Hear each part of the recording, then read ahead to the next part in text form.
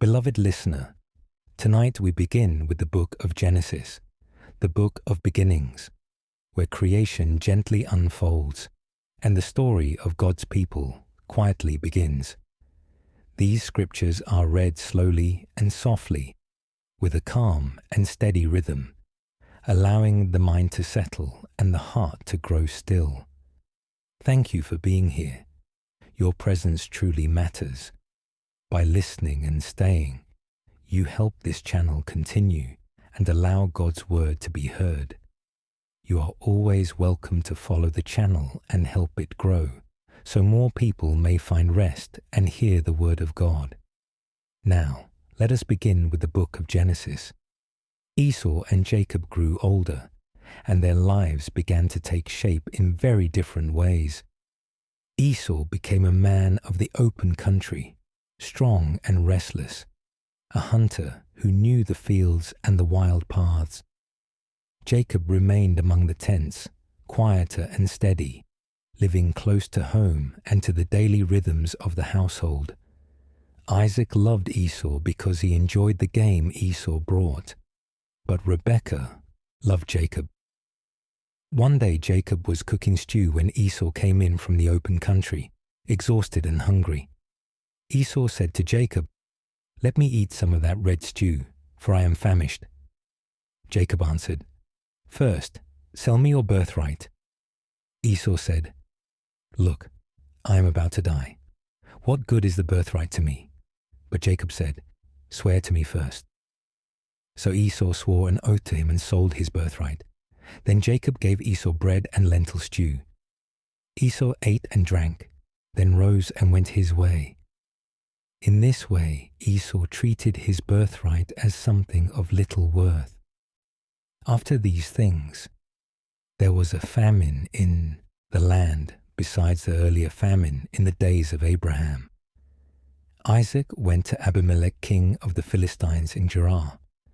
The Lord appeared to Isaac and said, "Do not go down to Egypt. Live in the land where I tell you to live. Stay in this land for a while, and I will be with you and bless you. To you and to your descendants I will give all these lands, and I will confirm the oath I swore to your father Abraham. I will make your descendants as numerous as the stars in the sky, and I will give them all these lands. Through your offspring all nations on earth will be blessed, because Abraham obeyed me and did what I required, keeping my commands, my decrees, and my instructions." So Isaac stayed in Gerar. When the men of that place asked him about his wife, he said, "She is my sister," because he was afraid to say, "She is my wife." He thought, "The men of this place might kill me on account of Rebekah, because she is beautiful." After Isaac had been there a long time, Abimelech, king of the Philistines, looked down from a window and saw Isaac caressing his wife Rebekah. So Abimelech summoned Isaac and said, "She is really your wife. Why did you say, 'She is my sister'?" Isaac answered him, "Because I thought I might lose my life on account of her." Then Abimelech said, "What is this you have done to us? One of the men might well have slept with your wife, and you would have brought guilt upon us." So Abimelech gave orders to all the people, "Anyone who harms this man or his wife shall surely be put to death." Isaac planted crops in that land, and the same year he reaped 100-fold, because the Lord blessed him. The man became rich, and his wealth continued to grow until he became very wealthy. He had flocks and herds and servants in great number, and the Philistines envied him. So all the wells that Abraham's servants had dug in the time of Abraham, Isaac's father, the Philistines stopped up, filling them with earth. Then Abimelech said to Isaac, "Move away from us. You have become too powerful for us." So Isaac moved away from there and encamped in the valley of Gerar, where he settled. Isaac reopened the wells that had been dug in the time of Abraham his father, which the Philistines had stopped up after Abraham died, and he gave them the same names his father had given them. Isaac's servants dug in the valley and discovered a well of fresh water there.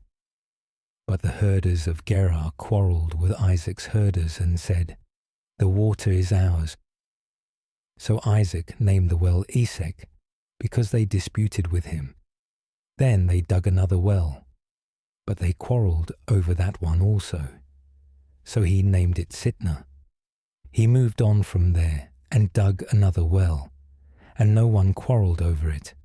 He named it Rehoboth, saying, "Now the Lord has given us room, and we will flourish in the land." From there he went up to Beersheba. That night the Lord appeared to him and said, "I am the God of your father Abraham. Do not be afraid, for I am with you. I will bless you and increase the number of your descendants for the sake of my servant Abraham." Isaac built an altar there and called on the name of the Lord.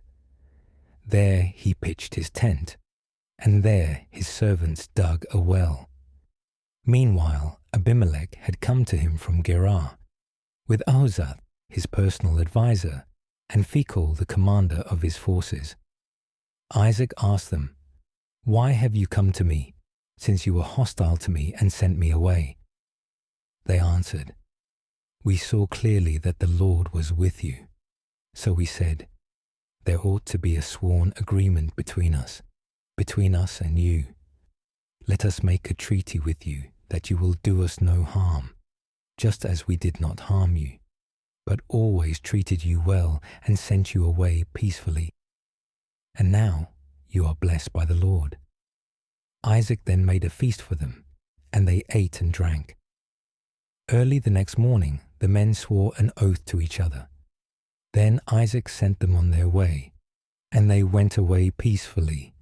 That day Isaac's servants came and told them about the well they had dug. They said, "We have found water." He called it Sheba, and to this day the name of the town has been Beersheba. When Esau was 40 years old, he married Judith, daughter of Beeri the Hittite, and also Basemath, daughter of Elon the Hittite. They were a source of grief to Isaac and Rebekah.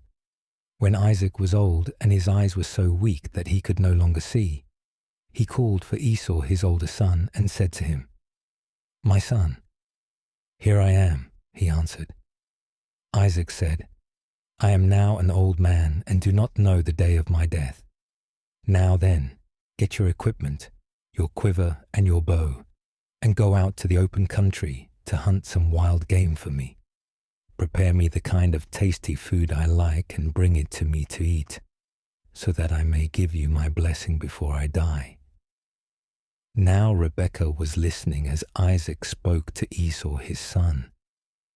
When Esau left for the open country to hunt game and bring it back, Rebekah said to her son Jacob, "Look, I overheard your father say to your brother Esau, 'Bring me some game and prepare me some tasty food to eat, so that I may give you my blessing in the presence of the Lord before I die.'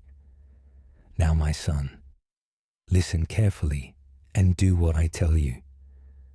Go out to the flock and bring me 2 choice young goats, so I can prepare some tasty food for your father, just the way he likes it. Then take it to your father to eat, so that he may give you his blessing before he dies." Jacob said to Rebekah his mother, "But my brother Esau is a hairy man, while I have smooth skin. What if my father touches me? I would appear to be tricking him and would bring down a curse on myself rather than a blessing." His mother said to him, "My son, let the curse fall on me. Just do what I say. Go and get them for me." So he went and got them and brought them to his mother, and she prepared some tasty food, just the way his father liked it. Then Rebekah took the best clothes of Esau, her older son, which she had in the house, and put them on her younger son Jacob. She also covered his hands and the smooth part of his neck with the goatskins. Then she handed to her son Jacob the tasty food and the bread she had made. He went to his father and said, "My father." "Yes, my son," he answered. "Who is it?" Jacob said to his father, "I am Esau, your firstborn. I have done as you told me. Please sit up and eat some of my game, so that you may give me your blessing." Isaac asked his son, "How did you find it so quickly, my son?" "The Lord your God gave me success," he replied. Then Isaac said to Jacob, "Come near so I can touch you, my son, to know whether you really are my son Esau or not." Jacob went close to his father Isaac, who touched him and said, "The voice is the voice of Jacob, but the hands are the hands of Esau." He did not recognize him, for his hands were hairy like those of his brother Esau. So he proceeded to bless him. "Are you really my son Esau?" he asked. "I am," he replied. Then he said, "My son, bring me some of your game to eat, so that I may give you my blessing." Jacob brought it to him, and he ate, and he brought some wine, and he drank. Then his father Isaac said to him, "Come here, my son, and kiss me." So he went to him and kissed him. When Isaac caught the smell of his clothes, he blessed him and said, "The smell of my son is like the smell of a field that the Lord has blessed. May God give you heaven's dew and earth's richness, an abundance of grain and new wine. May nations serve you and peoples bow down to you. Be lord over your brothers, and may the sons of your mother bow down to you. May those who curse you be cursed, and those who bless you be blessed." After Isaac finished blessing him, and Jacob had scarcely left his father's presence, his brother Esau came in from hunting. He too prepared some tasty food and brought it to his father. Then he said to him, "My father, please sit up and eat some of my game, so that you may give me your blessing." His father Isaac asked him, "Who are you?" "I am your son," he answered, "your firstborn Esau." Isaac trembled violently and said, "Who was it then that hunted game and brought it to me? I ate it just before you came, and I blessed him, and indeed he will be blessed." When Esau heard his father's words, he burst out with a loud and bitter cry and said to his father, "Bless me too, my father." But he said, "Your brother came deceitfully and took your blessing."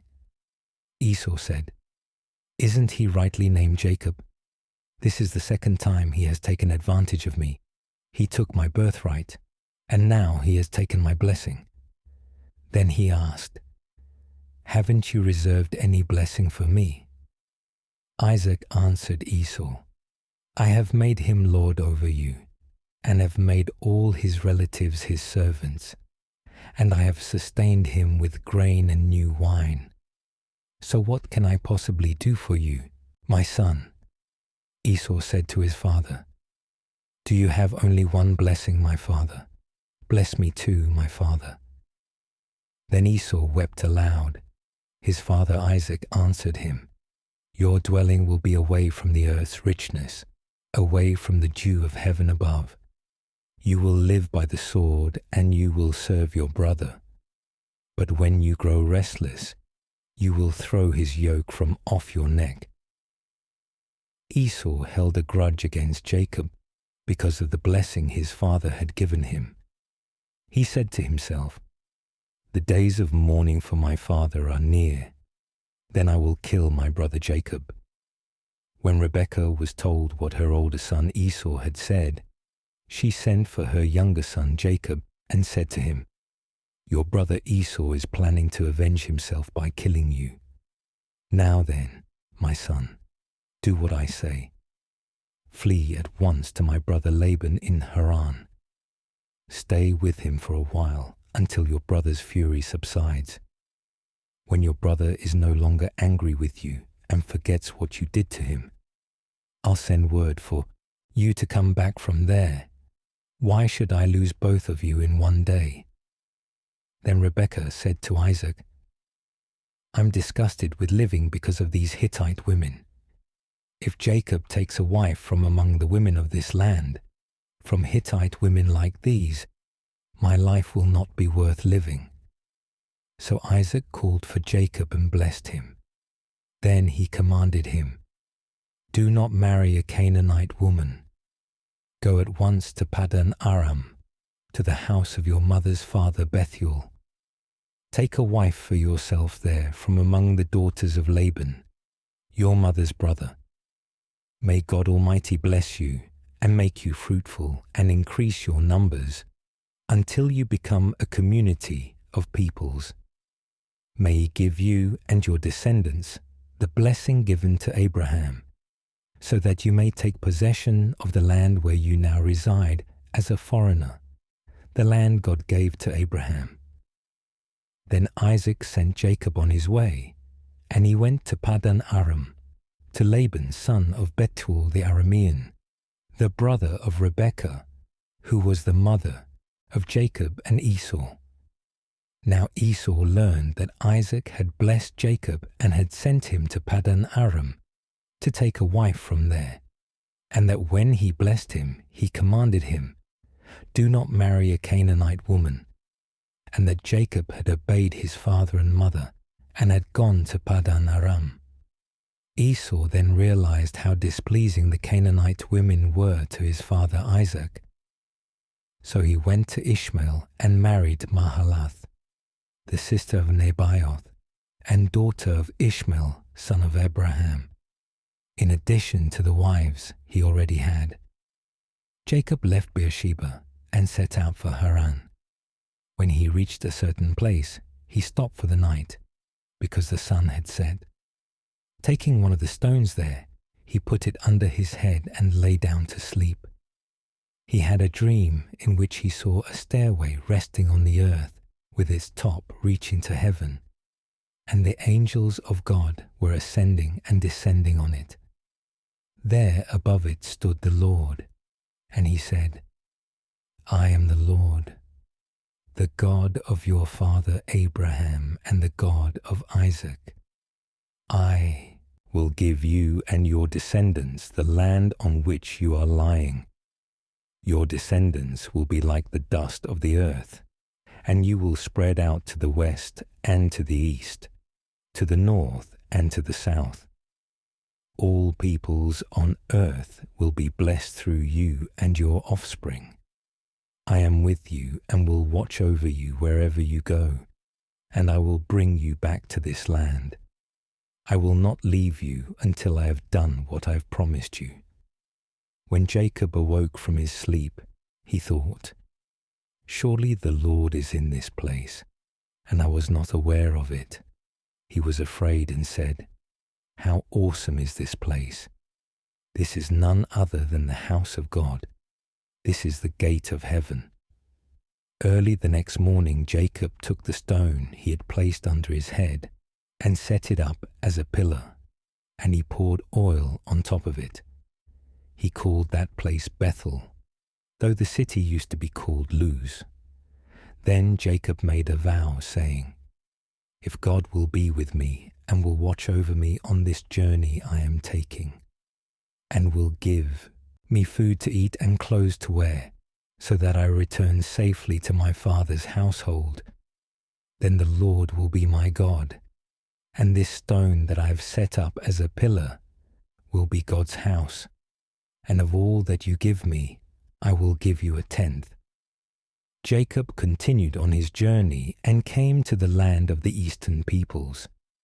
There he saw a well in the open country with 3 flocks of sheep lying near it, because the flocks were watered from that well. The stone over the mouth of the well was large. When all the flocks were gathered there, the shepherds would roll away the stone from the well's mouth and water the sheep. Then they would return the stone to its place over the mouth of the well. Jacob asked the shepherds, "My brothers, where are you from?" "We're from Haran," they replied. He said to them, "Do you know Laban, Nahor's grandson?" "Yes, we know him," they answered. Then Jacob asked them, "Is he well?" "Yes, he is," they said. "And here comes his daughter Rachel with the sheep." Jacob said, "Look, the sun is still high. It is not time for the flock to be gathered. Water the sheep and take them back to pasture." "We can't," they replied, "until all the flocks are gathered, and the stone has been rolled away from the mouth of the well. Then we will water the sheep." While he was still talking with them, Rachel came with her father's sheep, for she was a shepherd. When Jacob saw Rachel, daughter of his uncle Laban, and Laban's sheep, he went over and rolled the stone away from the mouth of the well and watered his uncle's sheep. Then Jacob kissed Rachel and began to weep aloud. He told Rachel that he was a relative of her father and a son of Rebekah, so she ran and told her father. As soon as Laban heard the news about Jacob, his sister's son, he hurried to meet him. He embraced him and kissed him and brought him to his home. And there Jacob told him all these things. Then Laban said to him, "You are my own flesh and blood." After Jacob had stayed with him for a whole month, Laban said to him, "Just because you are a relative of mine, should you work for me for nothing? Tell me what your wages should be." Now Laban had 2 daughters. The name of the older was Leah, and the name of the younger was Rachel. Leah had weak eyes, but Rachel had a lovely figure and was beautiful. Jacob was in love with Rachel and said, "I'll work for you 7 years in return for your younger daughter Rachel." Laban said, "It is better that I give her to you than to some other man. Stay here with me." So Jacob served 7 years to get Rachel, but they seemed like only a few days to him because of his love for her. Then Jacob said to Laban, "Give me my wife. My time is completed, and I want to be with her." So Laban brought together all the people of the place and gave a feast. But when evening came, he took his daughter Leah and brought her to Jacob. And Jacob was with her, and Laban gave his servant Zilpah to his daughter as her attendant. When morning came, there was Leah. So Jacob said to Laban, "What is this you have done to me? I served you for Rachel, didn't I? Why have you deceived me?" Laban replied, "It is not our custom here to give the younger daughter in marriage before the older one.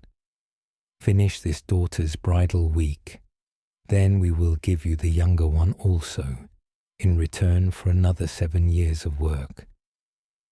And Jacob did so. He finished the week with Leah, and then Laban gave him his daughter Rachel to be his wife. Laban gave his servant Bilhah to his daughter Rachel as her attendant. Jacob was also with Rachel, and his love for Rachel was greater than his love for Leah, and he worked for Laban another 7 years. When the Lord saw that Leah was not loved, he enabled her to conceive, but Rachel remained childless. Leah became pregnant and gave birth to a son. She named him Reuben, for she said, "It is because the Lord has seen my misery. Surely my husband will love me now." She conceived again, and when she gave birth to a son, she said, "Because the Lord heard that I am not loved, he gave me this one too." So she named him Simeon. Again she conceived, and when she gave birth to a son, she said, "Now at last my husband will become attached to me, because I have borne him 3 sons." So he was named Levi. She conceived again, and when she gave birth to a son, she said, "This time I will praise the Lord." So she named him Judah. Then she stopped having children. When Rachel saw that she was not bearing Jacob any children, she became jealous of her sister. So she said to Jacob, "Give me children, or I'll die." Jacob became angry with her and said, "Am I in the place of God, who has kept you from having children?" Then she said, "Here is Bilhah, my servant. Go to her, so that she can bear children for me, and I too can build a family through her." So she gave him her servant Bilhah as a wife. Jacob went to her, and she became pregnant and bore him a son. Then Rachel said, "God has vindicated me. He has listened to my plea and given me a son." Because of this, she named him Dan. Rachel's servant Bilhah conceived again and bore Jacob a second son. Then Rachel said, "I have had a great struggle with my sister, and I have won." So she named him Naphtali. When Leah saw that she had stopped having children, she took her servant Zilpah and gave her to Jacob as a wife.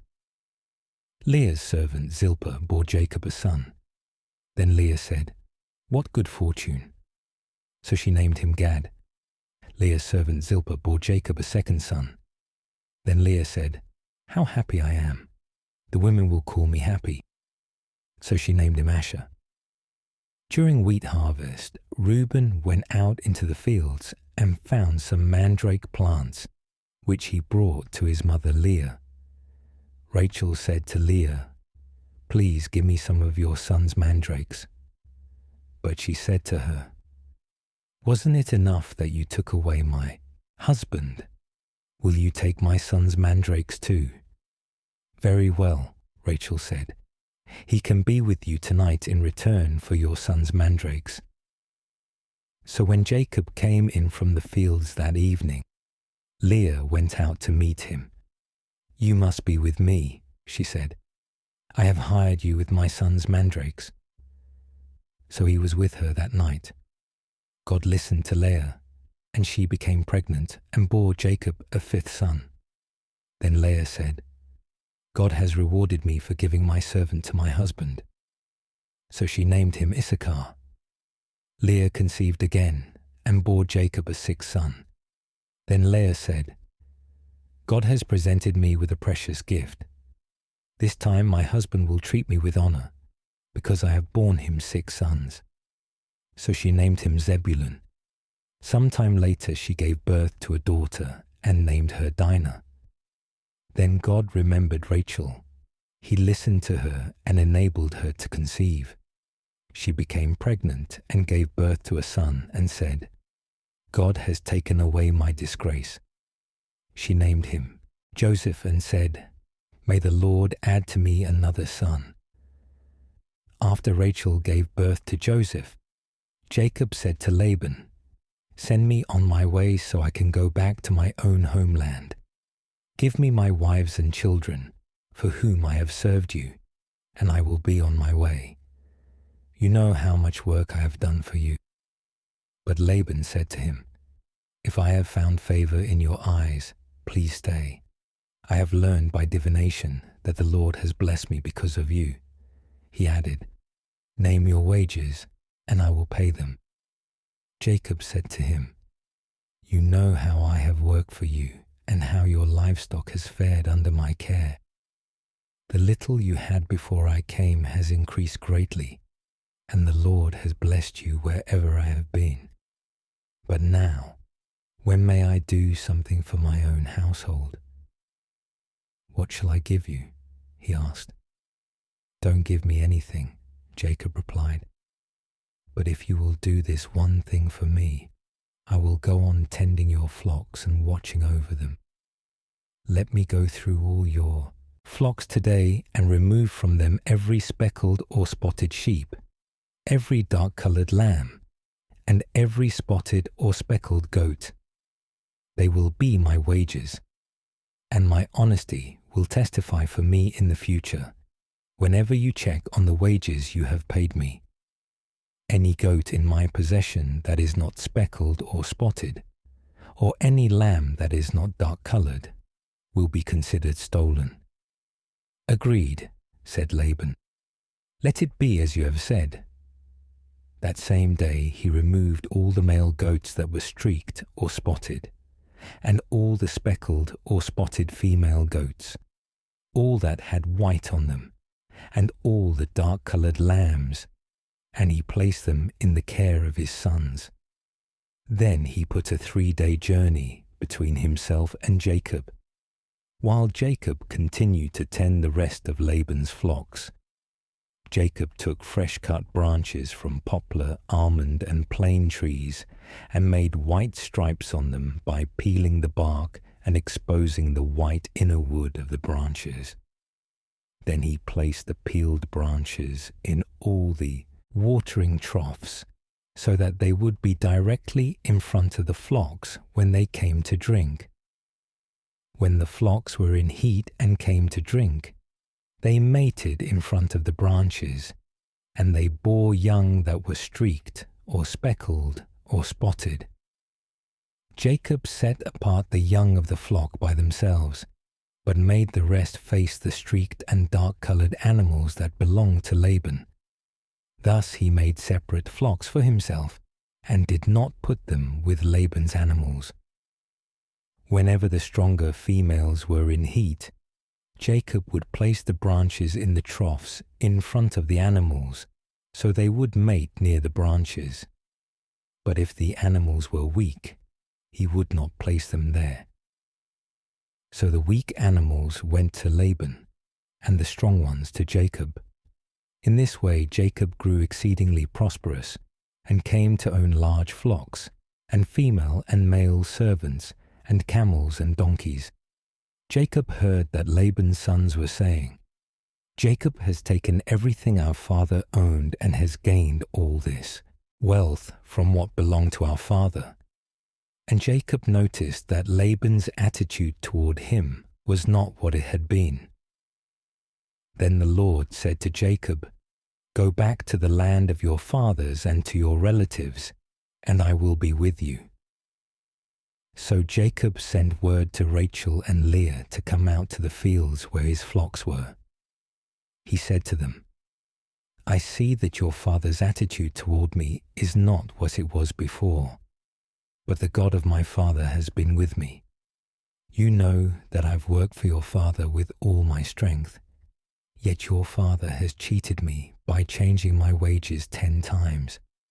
However, God has not allowed him to harm me. If he said, 'The speckled ones will be your wages,' then all the flocks gave birth to speckled young. And if he said, 'The streaked ones will be your wages,' then all the flocks bore streaked young. So God has taken away your father's livestock and has given them to me. In breeding season, I once had a dream in which I looked up and saw that the male goats mating with the flock were streaked, speckled, or spotted. The angel of God said to me in the dream, 'Jacob.' I answered, 'Here I am.' And he said, 'Look up and see that all the male goats mating with the flock are streaked, speckled, or spotted, for I have seen all that Laban has been doing to you. I am the God of Bethel, where you anointed a pillar and where you made a vow to me. Now leave this land at once and go back to your native land.' Then Rachel and Leah replied, 'Do we still have any share in the inheritance of our father's estate? Does he not regard us as foreigners? Not only has he sold us, but he has used up what was paid for us. Surely all the wealth that God took away from our father belongs to us and our children. So do whatever God has told you.' Then Jacob put his children and his wives on camels, and he drove all his livestock ahead of him, along with all the goods he had accumulated in Paddan Aram, to go to his father Isaac in the land of Canaan. When Laban had gone to shear his sheep, Rachel stole her father's household gods. Moreover, Jacob deceived Laban the Aramean by not telling him he was running away. So he fled with all he had, crossed the Euphrates River, and headed for the hill country of Gilead. On the third day, Laban was told that Jacob had fled. Taking his relatives with him, he pursued Jacob for 7 days and caught up with him in the hill country of Gilead. Then God came to Laban the Aramean in a dream at night and said to him, "Be careful not to say anything to Jacob, either good or bad." Jacob had pitched his tent in the hill country of Gilead when Laban overtook him. Laban and his relatives camped there too. Then Laban said to Jacob, "What have you done? You have deceived me, and you have carried off my daughters like captives in war. Why did you run off secretly and deceive me? Why didn't you tell me, so I could send you away with joy and singing, to the music of timbrels and harps? You didn't even let me kiss my grandchildren and my daughters goodbye. You have done a foolish thing. I have the power to harm you, but last night the God of your father said to me, 'Be careful not to say anything to Jacob, either good or bad.' Now you have gone off because you long to return to your father's household. But why did you steal my gods?" Jacob answered Laban, "I was afraid, because I thought you would take your daughters away from me by force. But if you find anyone who has your gods, that person shall not live. In the presence of our relatives, see for yourself whether there is anything of yours here with me, and if so, take it." Now Jacob did not know that Rachel had stolen the gods. So Laban went into Jacob's tent and into Leah's tent and into the tent of the 2 female servants, but he found nothing. After he came out of Leah's tent, he entered Rachel's tent. Rachel had taken the household gods and put them inside her camel saddle, and she was sitting on them. Laban searched through everything in the tent, but found nothing. Rachel said to her father, "Don't be angry, my lord, that I cannot stand up in your presence. I'm having my period." So he searched, but could not find the household gods. Jacob was angry and took Laban to task.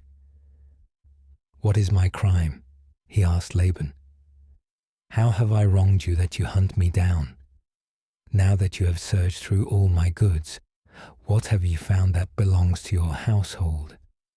Put it here in front of your relatives and mine, and let them judge between the 2 of us. I have been with you for 20 years now. Your sheep and goats have not miscarried, nor have I eaten rams from your flocks. I did not bring you animals torn by wild beasts. I bore the loss myself, and you demanded payment from me for whatever was stolen by day or night. This was my situation. The heat consumed me in the daytime, and the cold at night, and sleep fled from my eyes. It was like this for the 20 years I was in your household. I worked for you 14 years for your 2 daughters, and 6 years for your flocks, and you changed my wages 10 times. If the God of my father, the God of Abraham, and the fear of Isaac, had not been with me, you would surely have sent me away empty-handed.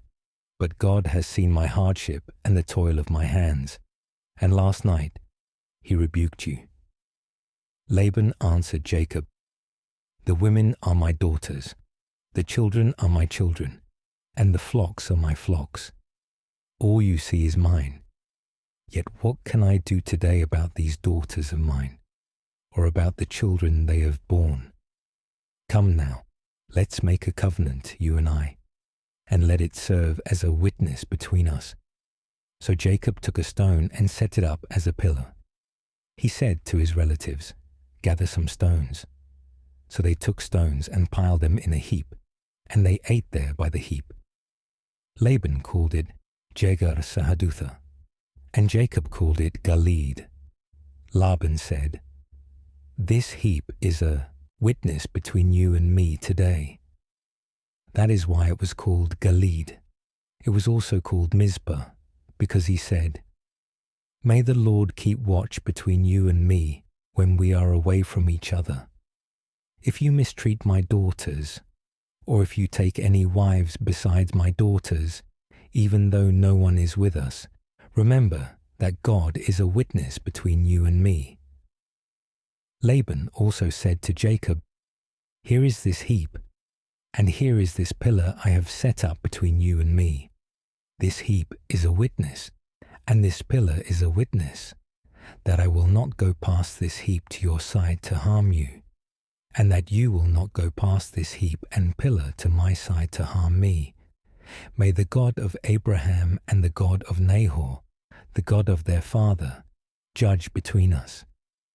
So Jacob took an oath in the name of the fear of his father Isaac. He offered a sacrifice there in the hill country and invited his relatives to a meal. After they had eaten, they spent the night there. Early the next morning, Laban kissed his grandchildren and his daughters and blessed them. Then he left and returned home. Jacob went on his way, and the angels of God met him. When Jacob saw them, he said, "This is the camp of God." So he named that place Mahanaim. Jacob sent messengers ahead of him to his brother Esau in the land of Seir, the country of Edom. He instructed them, "This is what you are to say to my lord Esau. Your servant Jacob says, I have been staying with Laban and have remained there until now. I have cattle and donkeys, sheep and goats, male and female servants. Now I am sending this message to my lord, that I may find favor in your eyes." When the messengers returned to Jacob, they said, "We went to your brother Esau, and now he is coming to meet you, and 400 men are with him." In great fear and distress, Jacob divided the people who were with him into 2 groups, and the flocks and herds and camels as well. He thought, if Esau comes and attacks one group, the group that is left may escape. Then Jacob prayed, "O God of my father Abraham, God of my father Isaac, Lord, you who said to me, 'Go back to your country and your relatives, and I will make you prosper.' I am unworthy of all the kindness and faithfulness you have shown your servant. I had only my staff when I crossed this Jordan, but now I have become 2 camps. Save me, I pray, from the hand of my brother Esau, for I am afraid he will come and attack me, and also the mothers with their children. But you have said, I will surely make you prosper, and will make your descendants like the sand of the sea, which cannot be counted." He spent the night there, and from what he had with him, he selected a gift for his brother Esau: 200 female goats and 20 male goats, 200 ewes and 20 rams, 30 female camels with their young, 40 cows and 10 bulls, and 20 female donkeys and 10 male donkeys. He put them in the care of his servants, each herd by itself, and said to his servants, "Go ahead of me, and keep some space between the herds." He instructed the one in the lead, "When my brother Esau meets you and asks, 'Who do you belong to, and where are you going, and who owns all these animals in front of you?' then you are to say, 'They belong to your servant Jacob. They are a gift sent to my lord Esau, and he is coming behind us.'" He also instructed the second, the third, and all the others who followed the herds, "You are to say the same thing to Esau when you meet him, and be sure to say, 'Your servant Jacob is coming behind us.'" For he thought, "I will pacify him with these gifts I am sending on ahead. Later, when I see him, perhaps he will accept me." So Jacob's gift went on ahead of him, but he himself spent the night in the camp. That night Jacob got up and took his 2 wives, his 2 female servants, and his 11 sons, and crossed the ford of the Jabbok. After he had sent them across the stream, he sent over all his possessions. So Jacob was left alone. And a man wrestled with him till daybreak. When the man saw that he could not overpower him, he touched the socket of Jacob's hip, so that his hip was wrenched as he wrestled with the man. Then the man said, "Let me go, for it is daybreak." But Jacob replied, "I will not let you go unless you bless me." The man asked him, "What is your name?" "Jacob," he answered. Then the man said, "Your name will no longer be Jacob, but Israel, because you have struggled with God and with humans and have overcome." Jacob said, "Please tell me your name." But he replied, "Why do you ask my name?" Then he blessed him there. So Jacob called the place Peniel, saying, "It is because I saw God face to face, and yet my life was spared." The sun rose above him as he passed Peniel, and he was limping because of his hip. Therefore, to this day, the Israelites do not eat the tendon attached to the socket of the hip, because the socket of Jacob's hip was touched near the tendon. Jacob looked up, and there was Esau coming with his 400 men. So he divided the children among Leah and Rachel and the 2 female servants. He put the female servants and their children in front, Leah and her children next, and Rachel and Joseph in the rear. He himself went on ahead and bowed down to the ground 7 times as he approached his brother. But Esau ran to meet Jacob and embraced him. He threw his arms around his neck and kissed him, and they wept. Then Esau looked up and saw the women and children. "Who are these with you?" he asked. Jacob answered, "They are the children God has graciously given your servant." Then the female servants and their children approached and bowed down. Next, Leah and her children came and bowed down. Last of all came Joseph and Rachel, and they too bowed down. Esau asked, "What's the meaning of all these flocks and herds I met?" "To find favor in your eyes, my lord," he said. But Esau said, "I already have plenty, my brother. Keep what you have for yourself." "No, please," said Jacob. "If I have found favor in your eyes, accept this gift from me. For to see your face is like seeing the face of God, now that you have received me favorably.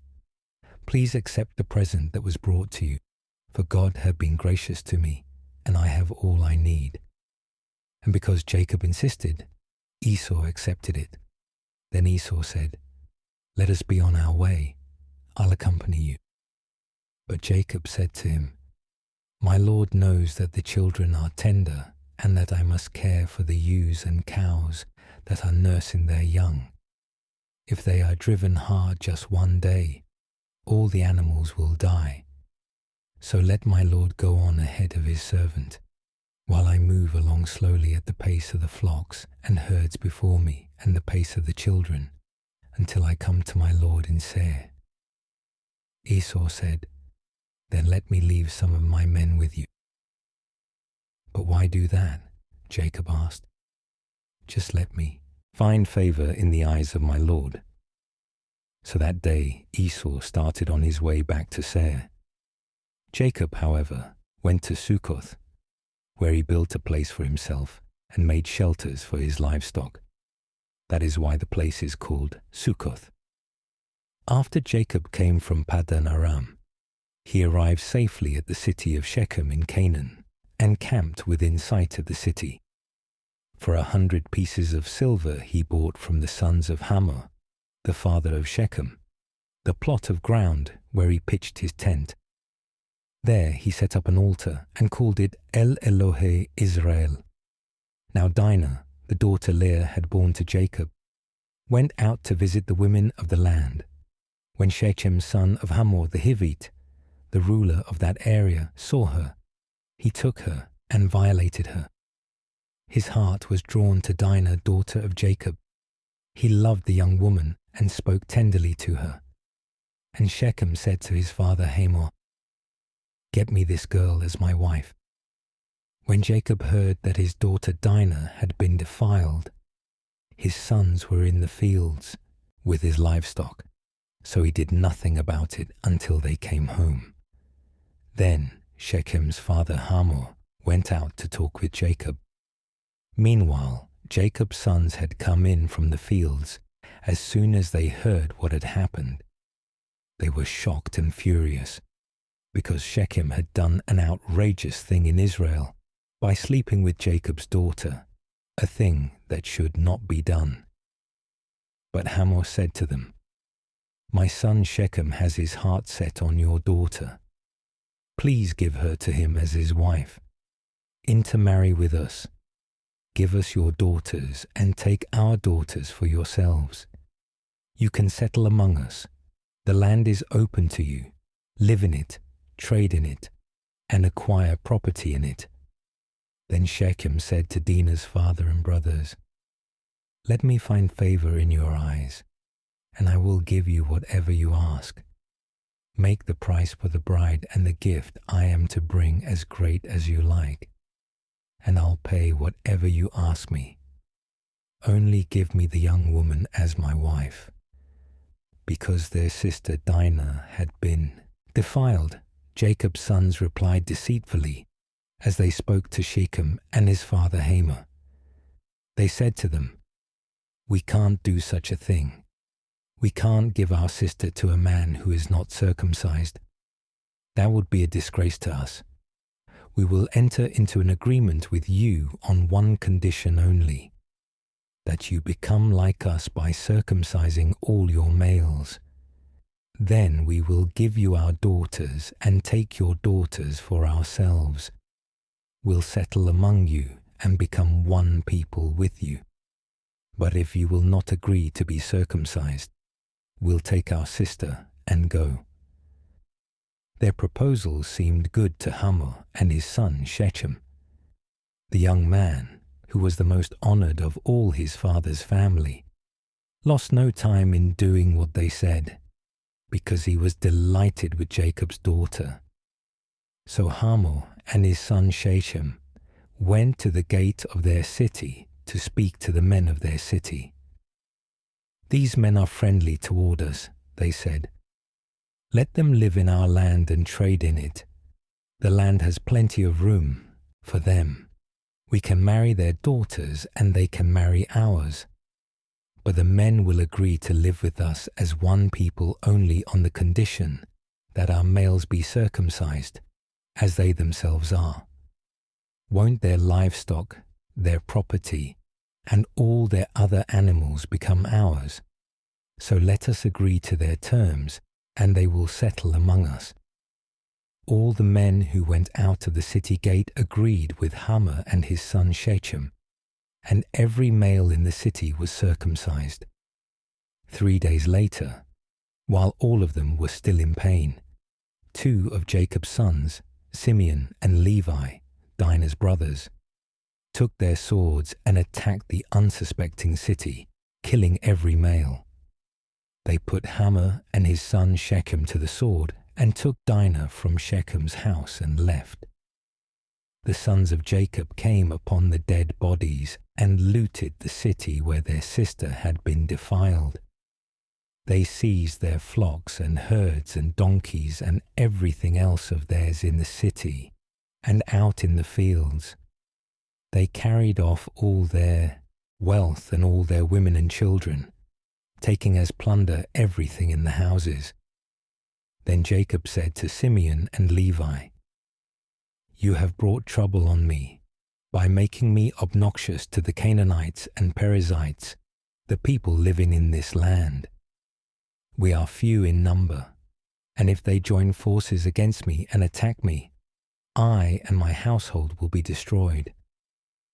But they replied, "Should he have treated our sister like a prostitute?" Then God said to Jacob, "Go up to Bethel and settle there, and build an altar there to God, who appeared to you when you were fleeing from your brother Esau." So Jacob said to his household and to all who were with him, "Get rid of the foreign gods you have with you, and purify yourselves and change your clothes. Then come, let us go up to Bethel, where I will build an altar to God, who answered me in the day of my distress, and who has been with me wherever I have gone." So they gave Jacob all the foreign gods they had and the rings in their ears, and Jacob buried them under the oak at Shechem. Then they set out, and the terror of God fell on the towns all around them, so that no one pursued them. Jacob and all the people with him came to Luz, that is Bethel, in the land of Canaan. There he built an altar, and he called the place El Bethel, because it was there that God revealed himself to him when he was fleeing from his brother. Now Deborah, Rebekah's nurse, died and was buried under the oak outside Bethel. So it was named Allon Bacuth. After Jacob returned from Paddan Aram, God appeared to him again and blessed him. God said to him, "Your name is Jacob, but you will no longer be called Jacob. Your name will be Israel." So he named him Israel. And God said to him, "I am God Almighty. Be fruitful and increase in number. A nation and a community of nations will come from you, and kings will be among your descendants. The land I gave to Abraham and Isaac I also give to you, and I will give this land to your descendants after you." Then God went up from him at the place where he had talked with him. Jacob set up a stone pillar at the place where God had talked with him, and he poured out a drink offering on it. He also poured oil on it. Jacob called the place where God had talked with him Bethel. Then they moved on from Bethel. While they were still some distance from Ephrath, Rachel began to give birth and had great difficulty. And as she was having great difficulty in childbirth, the midwife said to her, "Don't despair, for you have another son." As she breathed her last, for she was dying, she named her son Ben-Oni, but his father named him Benjamin. So Rachel died and was buried on the way to Ephrath, that is Bethlehem. Over her tomb Jacob set up a pillar, and to this day that pillar marks Rachel's tomb. Israel moved on again and pitched his tent beyond Migdal Eder. While Israel was living in that region, Reuben went in and slept with his father's concubine Bilhah, and Israel heard of it. Jacob had 12 sons, the sons of Leah, Reuben the firstborn of Jacob, Simeon, Levi, Judah, Issachar, and Zebulun. The sons of Rachel, Joseph and Benjamin. The sons of Rachel's servant Bilhah, Dan and Naphtali. The sons of Leah's servant Zilpah, Gad and Asher. These were the sons of Jacob, who were born to him in Paddan Aram.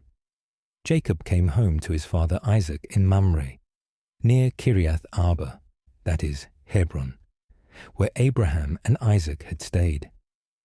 Isaac lived 180 years. Then he breathed his last and died, and was gathered to his people, old and full of years. And his sons Esau and Jacob buried him. Jacob lived in the land where his father had stayed, the land of Canaan. This is the account of Jacob's family line. Joseph, a young man of 17, was tending the flocks with his brothers, the sons of Bilhah and the sons of Zilpah, his father's wives, and he brought their father a bad report about them. Now Israel loved Joseph more than any of his other sons, because he had been born to him in his old age, and he made an ornate robe for him. When his brothers saw that their father loved him more than any of them, they hated him and could not speak a kind word to him. Joseph had a dream, and when he told it to his brothers, they hated him all the more. He said to them, "Listen to this dream I had. We were binding sheaves of grain out in the field, when suddenly my sheaf rose and stood upright, while your sheaves gathered around mine and bowed down to it." His brothers said to him, "Do you intend to reign over us? Will you actually rule us?" And they hated him all the more because of his dream and what he had said. Then he had another dream, and he told it to his brothers. "Listen," he said, "I had another dream, and this time the sun and moon and 11 stars were bowing down to me." When he told his father as well as his brothers, his father rebuked him and said, "What is this dream you had? Will your mother and I and your brothers actually come and bow down to the ground before you?" His brothers were jealous of him, but his father kept the matter in mind. Now his brothers had gone to graze their father's flocks near Shechem. And Israel said to Joseph, "As you know, your brothers are grazing the flocks near Shechem. Come, I am going to send you to them." "Very well," he replied. So he said to him, "Go and see if all is well with your brothers and with the flocks, and bring word back to me." Then he sent him off from the valley of Hebron. When Joseph arrived at Shechem, a man found him wandering around in the fields and asked him, "What are you looking for?"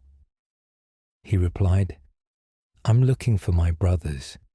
Can you tell me where they are grazing their flocks?" "They have moved on from here," the man answered. "I heard them say, 'Let's go to Dothan.'" So Joseph went after his brothers and found them near Dothan. But they saw him in the distance, and before he reached them, they plotted to kill him. "Here comes that dreamer," they said to each other. "Come now, let's kill him and throw him into one of these cisterns and say that a ferocious animal devoured him. Then we'll see what comes of his dreams." When Reuben heard this, he tried to rescue him from their hands. "Let's not take his life," he said. "Don't shed any blood. Throw him into this cistern here in the wilderness, but don't lay a hand on him." Reuben said this to rescue him from them and take him back to his father. So when Joseph came to his brothers, they stripped him of his robe, the ornate robe he was wearing, and they took him and threw him into the cistern. The cistern was empty. There was no water in it. As they sat down to eat their meal, they looked up and saw a caravan of Ishmaelites coming from Gilead. Their camels were loaded with spices, balm, and myrrh, and they were on their way to take them down to Egypt. Judah said to his brothers, "What will we gain if we kill our brother and cover up his blood? Come, let's sell him to the Ishmaelites and not lay our hands on him. After all, he is our brother, our own flesh and blood." His brothers agreed.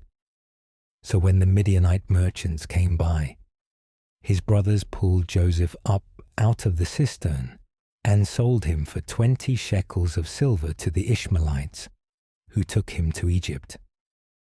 When Reuben returned to the cistern and saw that Joseph was not there, he tore his clothes. He went back to his brothers and said, "The boy isn't there. Where can I turn now?"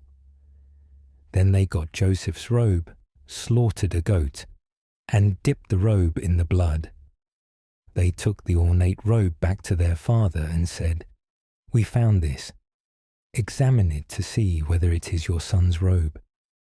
He recognized it and said, "It is my son's robe.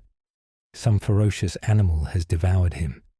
Joseph has surely been torn to pieces."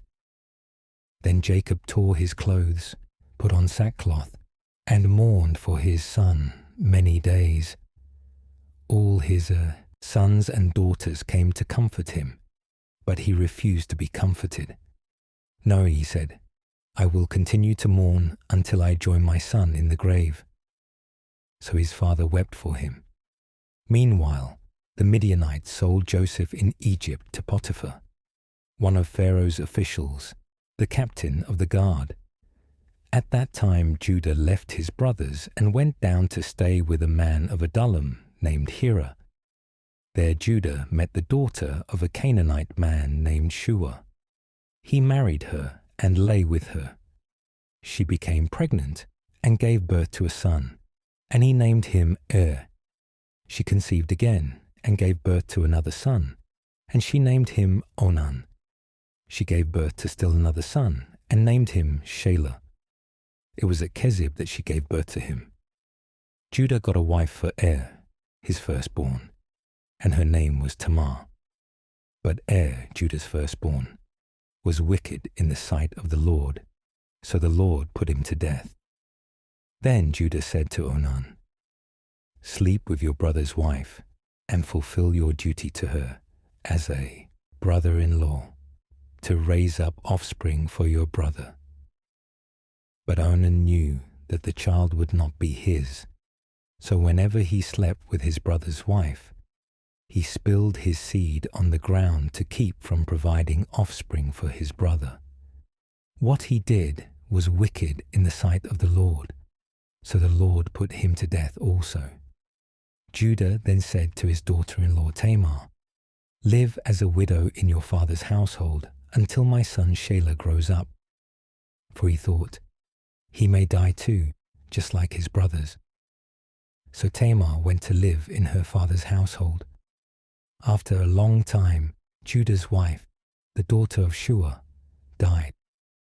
When Judah had recovered from his grief, he went up to Timnah, to the men who were shearing his sheep, and his friend Hira the Adullamite went with him. When Tamar was told, "Your father-in-law is on his way to Timnah to shear his sheep," she took off her widow's clothes, covered herself with a veil to disguise herself, and sat down at the entrance to Enaim, which is on the road to Timnah. For she saw that though Shelah had now grown up, she had not been given to him as his wife. When Judah saw her, he thought she was a prostitute, for she had covered her face. Not realizing that she was his daughter-in-law, he went over to her by the roadside and said, "Come now, let me sleep with you."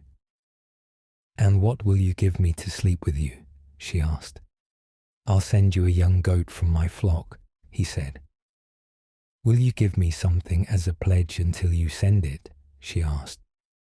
"What pledge should I give you?" he said. "Your seal and its cord, and the staff in your hand," she answered.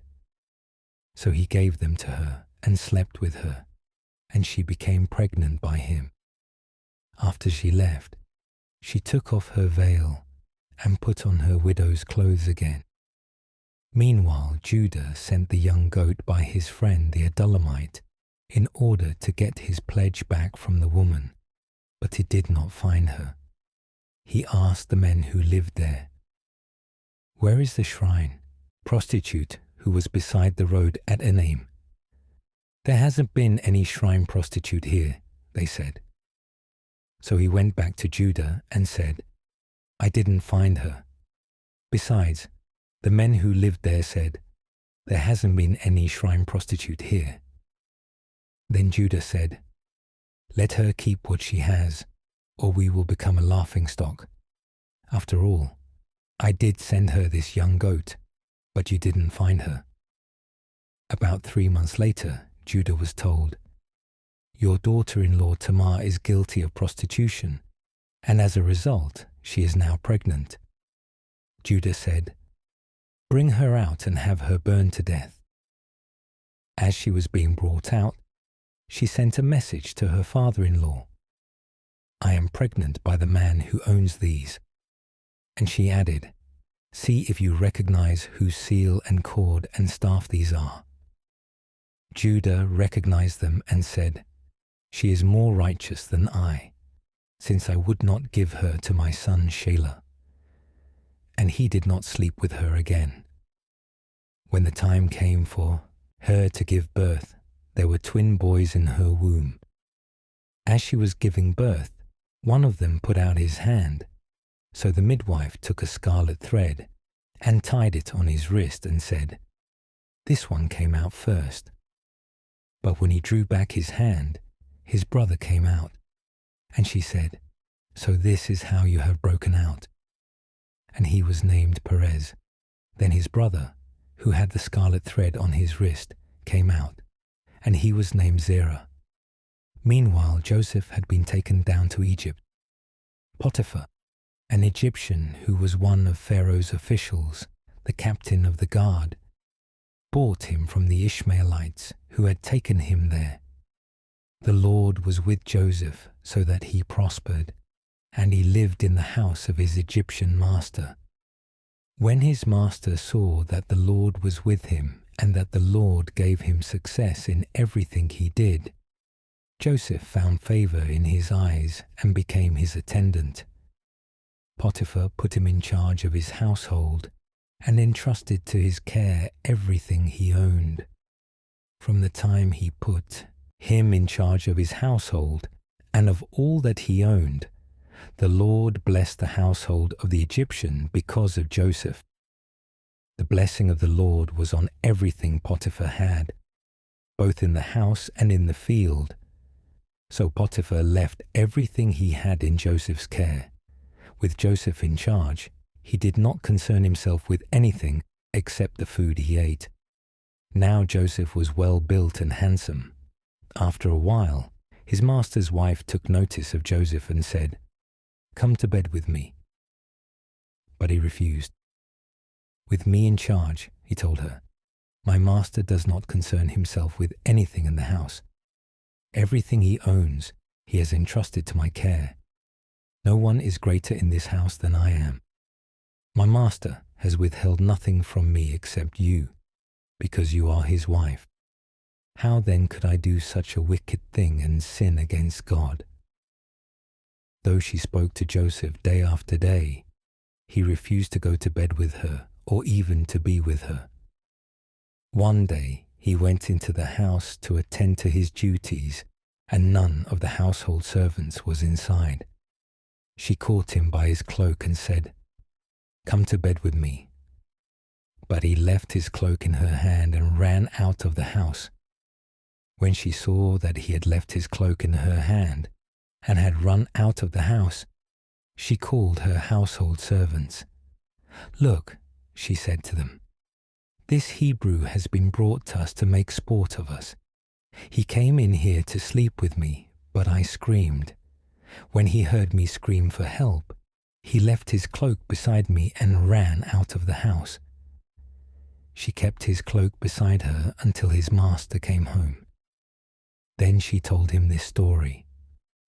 "That Hebrew slave you brought us came to me to make sport of me. But as soon as I screamed for help, he left his cloak beside me and ran out of the house." When his master heard the story, his wife told him, saying, "This is how your slave treated me," he burned with anger. Joseph's master took him and put him in prison, the place where the king's prisoners were confined. But while Joseph was there in the prison, the Lord was with him. He showed him kindness and granted him favor in the eyes of the prison warden. So the warden put Joseph in charge of all those held in the prison, and he was made responsible for everything that was done there. The warden paid no attention to anything under Joseph's care, because the Lord was with Joseph and gave him success in whatever he did. Sometime later, the cupbearer and the baker of the king of Egypt offended their master, the king of Egypt. Pharaoh was angry with his two officials, the chief cupbearer and the chief baker, and put them in custody in the house of the captain of the guard, in the same prison where Joseph was confined. The captain of the guard assigned them to Joseph, and he attended them. After they had been in custody for some time, each of the two men, the cupbearer and the baker of the king of Egypt, who were being held in prison, had a dream the same night, and each dream had its own meaning. When Joseph came to them the next morning, he saw that they were troubled. So he asked Pharaoh's officials who were in custody with him, "Why do you look so downcast today?" "We both had dreams," they answered, "but there is no one to interpret them." Then Joseph said to them, "Do not interpretations belong to God? Tell me your dreams." So the chief cupbearer told Joseph his dream. He said to him, "In my dream I saw a vine in front of me, and on the vine were 3 branches. As soon as it budded, it blossomed, and its clusters ripened into grapes. Pharaoh's cup was in my hand, and I took the grapes, squeezed them into Pharaoh's cup, and put the cup in his hand." "This is what it means," Joseph said to him. "The 3 branches are 3 days. Within 3 days Pharaoh will lift up your head and restore you to your position, and you will put Pharaoh's cup in his hand, just as you used to do when you were his cupbearer. But when all goes well with you, remember me and show me kindness. Mention me to Pharaoh and get me out of this prison. I was forcibly carried off from the land of the Hebrews, and even here I have done nothing to deserve being put in a dungeon." When the chief baker saw that Joseph had given a favorable interpretation, he said to Joseph, "I too had a dream. On my head were 3 baskets of bread. In the top basket were all kinds of baked goods for Pharaoh, but the birds were eating them out of the basket on my head." "This is what it means," Joseph said. "The 3 baskets are 3 days. Within 3 days Pharaoh will lift off your head and impale your body on a pole, and the birds will eat away your flesh." Now the 3rd day was Pharaoh's birthday, and he gave a feast for all his officials. He lifted up the heads of the chief cupbearer and the chief baker in the presence of his officials. He restored the chief cupbearer to his position, so that he once again put the cup into Pharaoh's hand. But he impaled the chief baker, just as Joseph had said to them in his interpretation. The chief cupbearer, however, did not remember Joseph. He forgot him. When 2 full years had passed, Pharaoh had a dream. He was standing by the Nile, when out of the river came up 7 cows, sleek and fat, and they grazed among the reeds. After them 7 other cows came up, ugly and gaunt, and stood beside those on the river bank. The ugly, gaunt cows ate up the 7 sleek, fat cows. Then Pharaoh woke up. He fell asleep again and had a second dream. 7 heads of grain, healthy and full, were growing on a single stalk. After them 7 other heads sprouted, thin and scorched by the east wind. The thin heads of grain swallowed up the 7 healthy, full heads. Then Pharaoh woke up, and it had been a dream. In the morning his mind was troubled, so he sent for all the magicians and wise men of Egypt. Pharaoh told them his dreams, but no one could interpret them for him. Then the chief cupbearer said to Pharaoh, "Today I am reminded of my shortcomings. Pharaoh was once angry with his servants, and he imprisoned me and the chief baker in the house of the captain of the guard. Each of us had a dream the same night, and each dream had its own meaning. Now a young Hebrew was there with us, a servant of the captain of the guard. We told him our dreams, and he interpreted them for us, giving each man the meaning of his dream. And things turned out exactly as he interpreted them. I was restored to my position, and the other man was impaled. So Pharaoh sent for Joseph, and he was quickly brought from the dungeon. When he had shaved and changed his clothes, he came before Pharaoh. Pharaoh said to Joseph, I had a dream, and no one can interpret it. But I have heard it said of you that when you hear a dream, you can interpret it. I cannot do it, Joseph replied, but God will give Pharaoh the answer he desires. Then Pharaoh said to Joseph, in my dream I was standing on the bank of the Nile, when out of the river came up 7 cows, fat and sleek, and they grazed among the reeds. After them came 7 other cows, scrawny and very ugly and lean. I had never seen such ugly cows in all the land of Egypt. The lean, ugly cows ate up the 7 fat cows that came up first. But even after they ate them, no one could tell they had done so. They looked just as ugly as before. Then I woke up. In my dream, I saw 7 heads of grain, full and good, growing on a single stalk. After them 7 heads sprouted, withered and thin and scorched by the east wind. The thin heads of grain swallowed up the 7 good heads. I told this to the magicians, but none of them could explain it to me. Then Joseph said to Pharaoh, the dreams of Pharaoh are one and the same. God has revealed to Pharaoh what he is about to do. The 7 good cows are 7 years, and the 7 good heads of grain are 7 years. It is one and the same dream. The 7 lean, ugly cows that came up afterward are 7 years, and so are the 7 worthless heads of grain scorched by the east wind. They are 7 years of famine. It is just as I said to Pharaoh. God has shown Pharaoh what he is about to do. 7 years of great abundance are coming throughout the land of Egypt, but 7 years of famine will follow them. Then all the abundance in Egypt will be forgotten, and the famine will ravage the land. The abundance will not be remembered, because the famine that follows it will be so severe. The reason the dream was given to Pharaoh in 2 forms is that the matter has been firmly decided by God, and God will do it soon. And Joseph continued to speak, laying out what should be done, as the purpose of God unfolded before the king.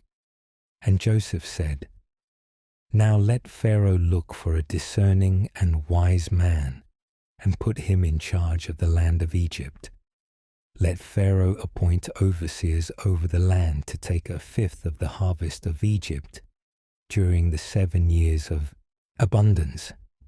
They should collect all the food of these good years that are coming, and store up the grain under the authority of Pharaoh, to be kept in the cities for food. This food should be held in reserve for the country, to be used during the 7 years of famine that will come upon Egypt, so that the land may not be ruined by the famine. The plan seemed good to Pharaoh and to all his officials, so Pharaoh asked them, can we find anyone like this man, one in whom is the Spirit of God? Then Pharaoh said to Joseph, since God has made all this known to you, there is no one so discerning and wise as you. You shall be in charge of my palace, and all my people are to submit to your orders. Only with respect to the throne will I be greater than me.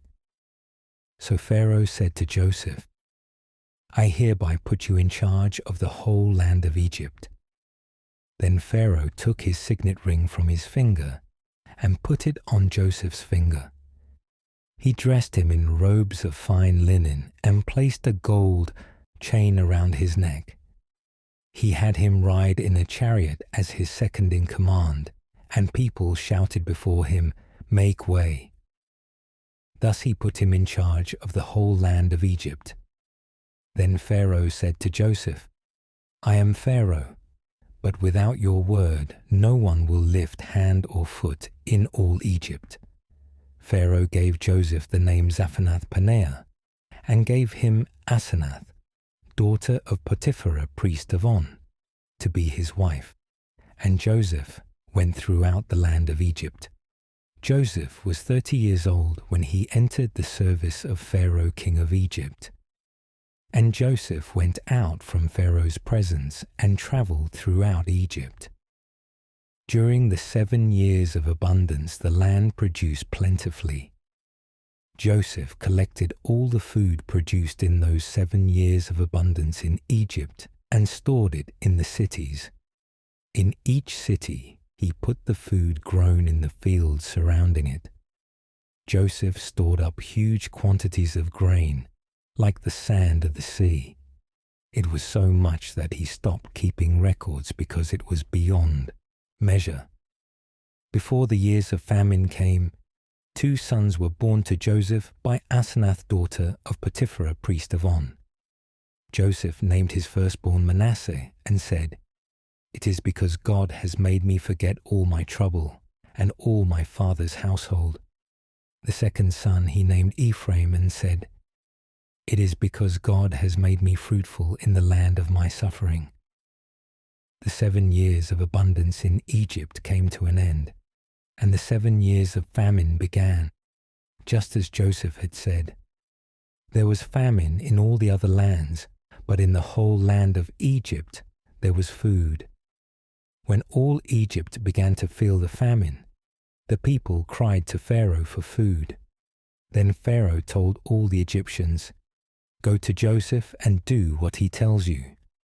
When the famine had spread over the whole country, Joseph opened all the storehouses and sold grain to the Egyptians, for the famine was severe throughout Egypt, and all the world came to Egypt to buy grain from Joseph, because the famine was severe everywhere.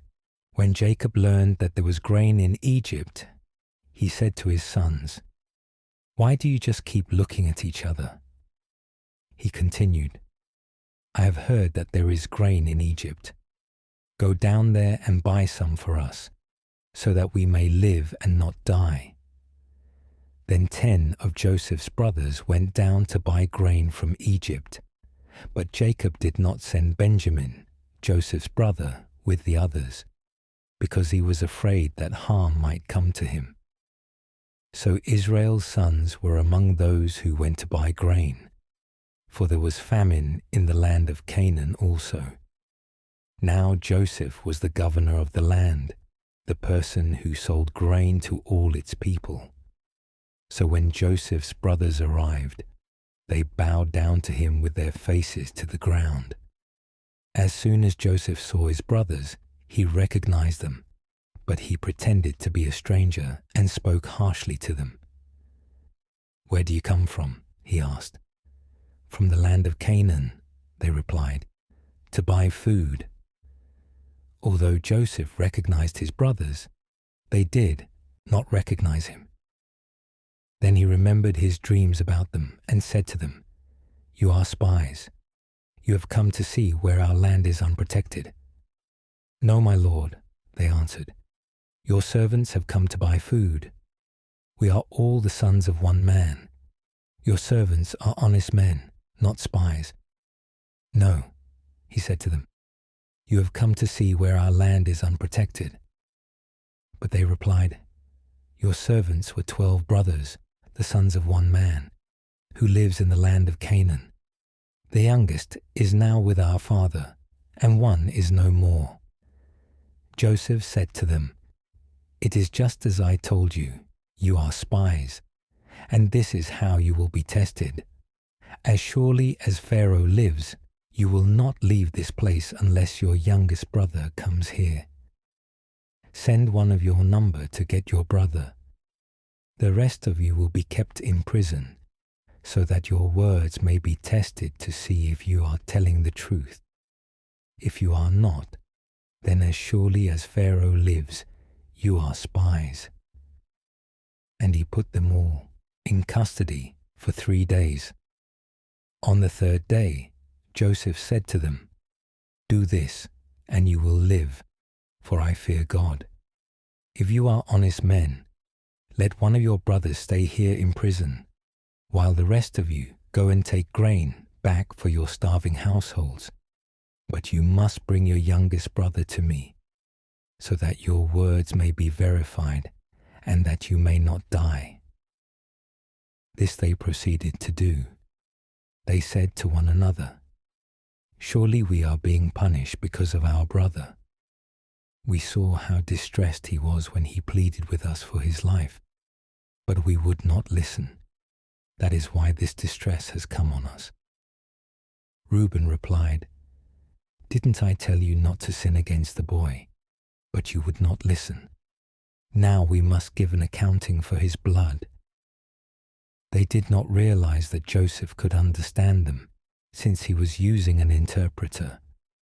He turned away from them and began to weep, but then came back and spoke to them again. He had Simeon taken from them and bound before their eyes.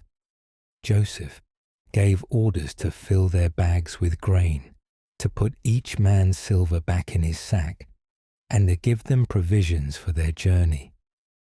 After this was done for them, they loaded their grain on their donkeys and left. At the place where they stopped for the night, one of them opened his sack to get feed for his donkey, and he saw his silver in the mouth of his sack. "My silver has been returned," he said to his brothers. "Here it is in my sack." Their hearts sank, and they turned to each other trembling and said, "What is this that God has done to us?" When they came to their father Jacob in the land of Canaan, they told him all that had happened to them. They said, "The man who is Lord over the land spoke harshly to us and treated us as though we were spying on the land. But we said to him, 'We are honest men, we are not spies. We were 12 brothers, sons of one father. One is no more, and the youngest is now with our father in Canaan.' Then the man who is Lord over the land said to us, 'This is how I will know whether you are honest men. Leave one of your brothers here with me, and take food for your starving households and go. But bring your youngest brother to me, so I will know that you are not spies, but honest men.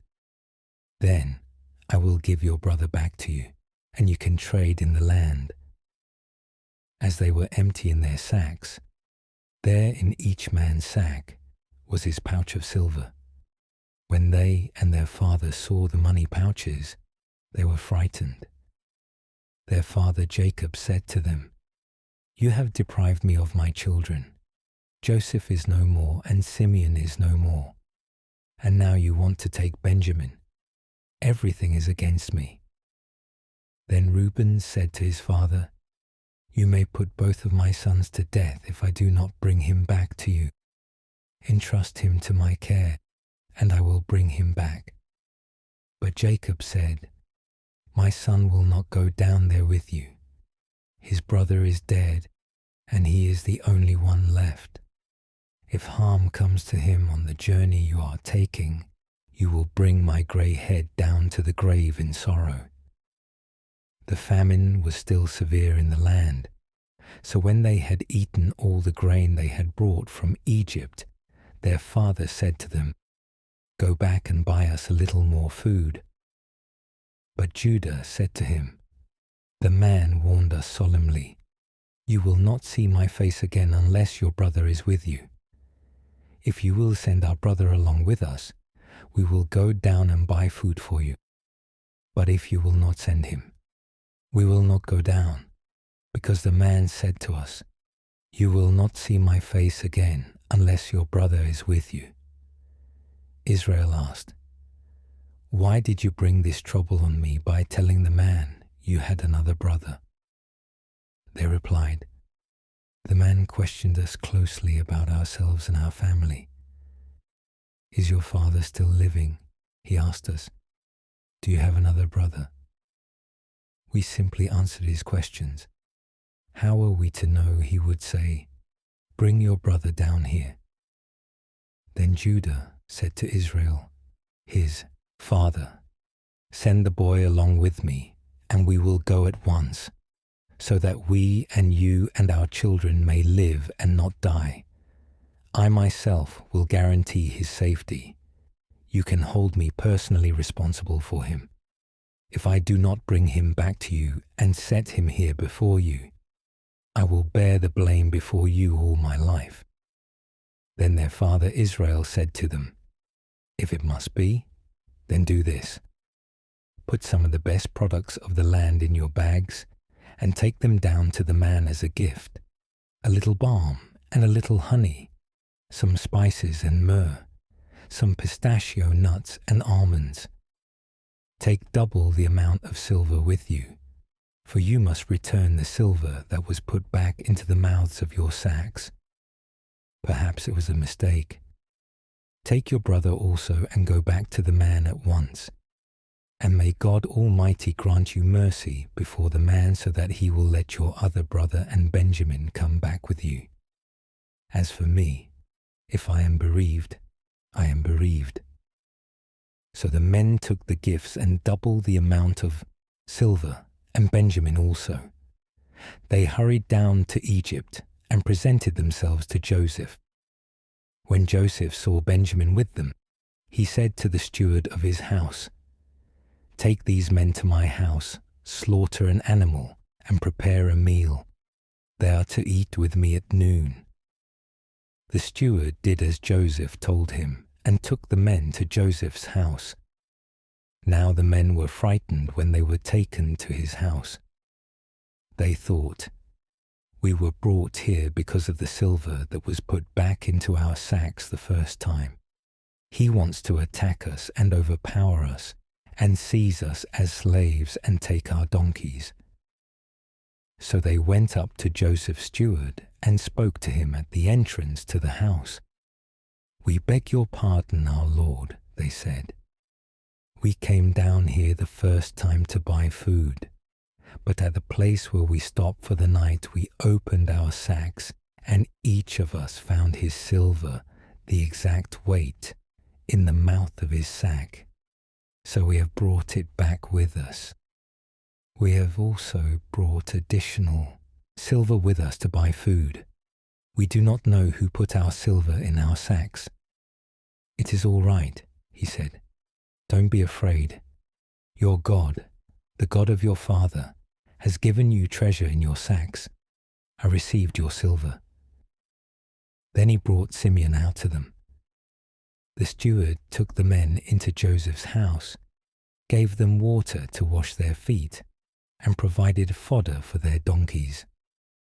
They prepared their gifts for Joseph's arrival at noon, because they had heard that they were to eat there. When Joseph came home, they presented to him the gifts they had brought into the house, and they bowed down before him to the ground. He asked them how they were, and then said, "How is your aged father you told me about? Is he still living?" They replied, "Your servant our father is still alive and well." And they bowed down, prostrating themselves before him. As he looked about and saw his brother Benjamin, his own mother's son, he asked, "Is this your youngest brother, the one you told me about?" And he said, "God be gracious to you, my son." Deeply moved at the sight of his brother, Joseph hurried out and looked for a place to weep. He went into his private room and wept there. After he had washed his face, he came out and, controlling himself, said, "Serve the food." They served him by himself, the brothers by themselves, and the Egyptians who ate with him by themselves, because Egyptians could not eat with Hebrews, for that is detestable to Egyptians. The men had been seated before him in the order of their ages, from the firstborn to the youngest, and they looked at each other in astonishment. When portions were served to them from Joseph's table, Benjamin's portion was 5 times as much as anyone else's, so they feasted and drank freely with him. Now Joseph gave these instructions to the steward of his house: "Fill the men's sacks with as much food as they can carry, and put each man's silver in the mouth of his sack." Then put my cup, the silver one, in the mouth of the youngest one's sack, along with the silver for his grain." And he did as Joseph said. As morning dawned, the men were sent on their way with their donkeys. They had not gone far from the city when Joseph said to his steward, "Go after those men at once, and when you catch up with them, say to them, 'Why have you repaid good with evil? Isn't this the cup my master drinks from and also uses for divination? This is a wicked thing you have done.'" When he caught up with them, he repeated these words to them. But they said to him, "Why does my lord say such things? Far be it from your servants to do anything like that. We even brought back to you from the land of Canaan the silver we found inside the mouths of our sacks. So why would we steal silver or gold from your master's house? If any of your servants is found to have it, he will die, and the rest of us will become my lord's slaves." "Very well then," he said, "let it be as you say. Whoever is found to have it will become my slave. The rest of you will be free from blame." Each of them quickly lowered his sack to the ground and opened it. Then the steward proceeded to search, beginning with the oldest and ending with the youngest. And the cup was found in Benjamin's sack. At this, they tore their clothes. Then they all loaded their donkeys and returned to the city. Joseph was still in the house when Judah and his brothers came in, and they threw themselves to the ground before him. Joseph said to them, "What is this you have done? Don't you know that a man like me can find things out by divination?" "What can we say to my lord?" Judah replied. "What can we say? How can we prove our innocence? God has uncovered your servant's guilt. We are now my lord's slaves, we ourselves and the one who was found to have the cup." But Joseph said, "Far be it from me to do such a thing. Only the man who was found to have the cup will become my slave. The rest of you go back to your father in peace." Then Judah went up to him and said, "Pardon your servant, my lord. Let me speak a word to my lord. Do not be angry with your servant, though you are equal to Pharaoh himself." My lord asked his servants, "Do you have a father or a brother?" And we answered, "We have an aged father, and there is a young son born to him in his old age. His brother is dead, and he is the only one of his mother's sons left, and his father loves him."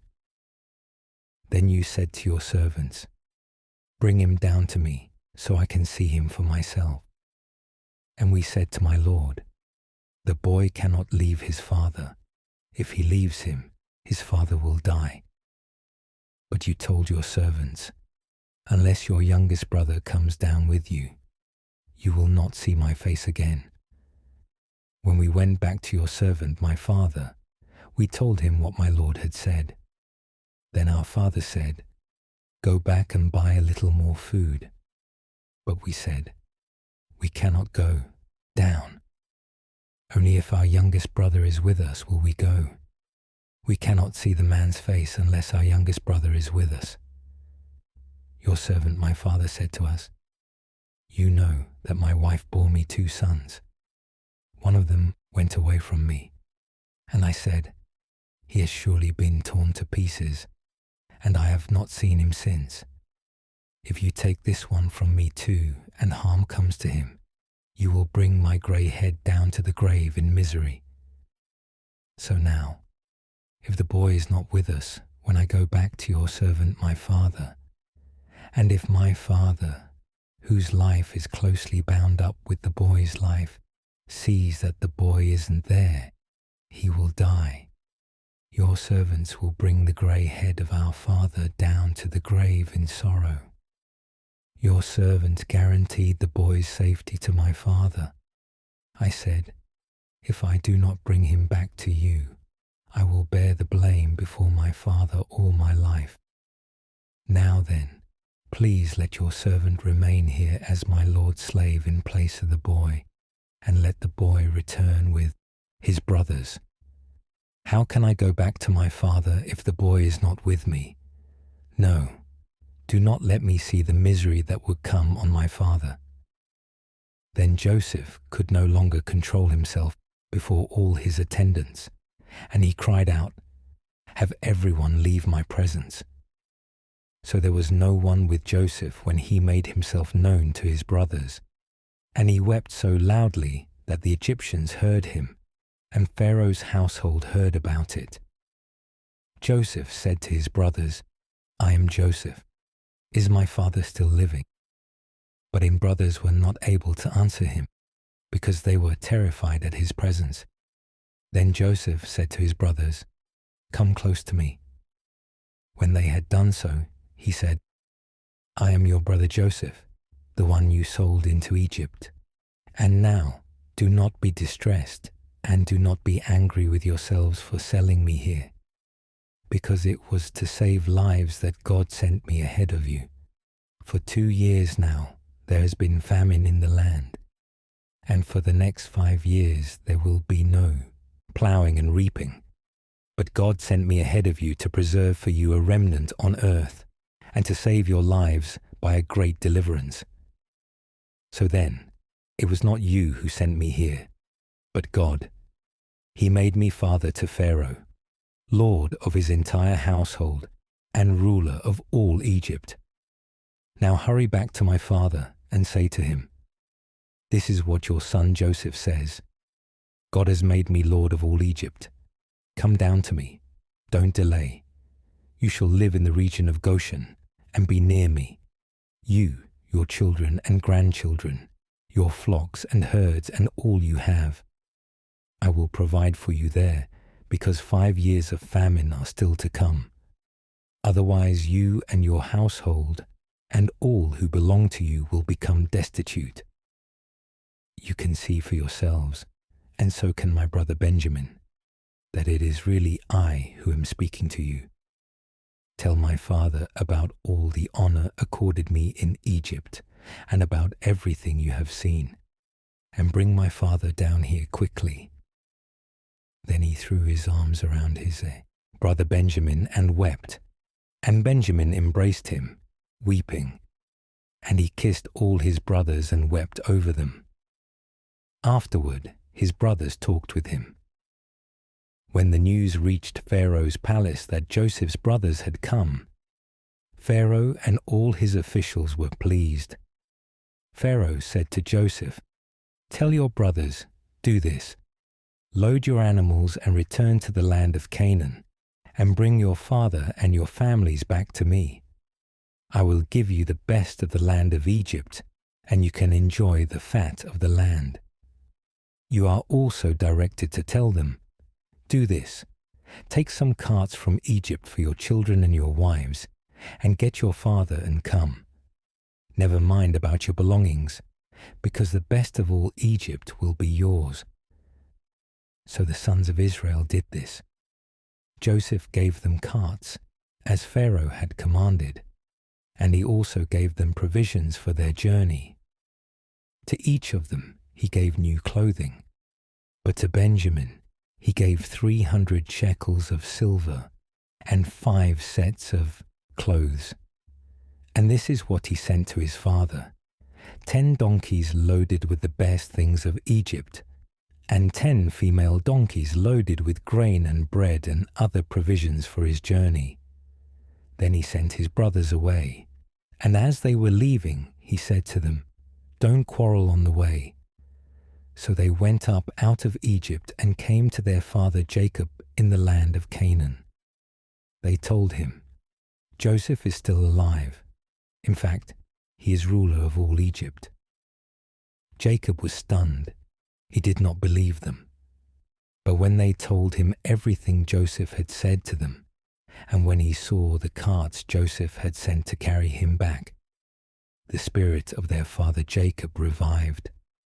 And Israel said, "I am convinced. My son Joseph is still alive. I will go and see him before I die." So Israel set out with all that was his. When he reached Beersheba, he offered sacrifices to the God of his father Isaac. And God spoke to Israel in a vision at night and said, "Jacob, Jacob." "Here I am," he replied. "I am God, the God of your father," he said. "Do not be afraid to go down to Egypt, for I will make you into a great nation there. I will go down to Egypt with you, and I will surely bring you back again, and Joseph's own hand will close your eyes." Then Jacob left Beersheba. The sons of Israel took their father Jacob and their children and their wives in the carts that Pharaoh had sent to transport him. They also took with them their livestock and the possessions they had acquired in the land of Canaan. And Jacob and all his offspring went to Egypt, his sons and grandsons, and his daughters and granddaughters, all his offspring. These are the names of the sons of Israel, Jacob and his descendants, who went to Egypt: Reuben, the firstborn of Jacob. The sons of Reuben: Hanok, Palu, Hezron, and Carmi. The sons of Simeon: Jemuel, Jamin, Ohad, Jachin, Zohar, and Shaul the son of a Canaanite woman. The sons of Levi: Gershon, Kohath, and Merari. The sons of Judah: Onan, Shelah, Perez, and Zerah. But and Onan had died in the land of Canaan. The sons of Perez: Hezron and Hamul. The sons of Issachar: Tola, Puah, Jashub, and Shimron. The sons of Zebulun: Sered, Elon, and Jalil. These were the sons Leah bore to Jacob in Paddan Aram, besides his daughter Dinah. These sons and daughters numbered 33 in all. The sons of Gad: Zephon, Hagi, Shuni, Esbon, Eri, Arodi, and Areli. The sons of Asher: Imnah, Ishva, Ishvi, and Beriah. Their sister was Sarah. The sons of Beriah: Heber and Malchiel. These were the children born to Jacob by Zilpah, whom Laban had given to his daughter Leah, 16 in all. The sons of Jacob's wife Rachel: Joseph and Benjamin. In Egypt, Manasseh and Ephraim were born to Joseph by Asenath, daughter of Potipharah, priest of On.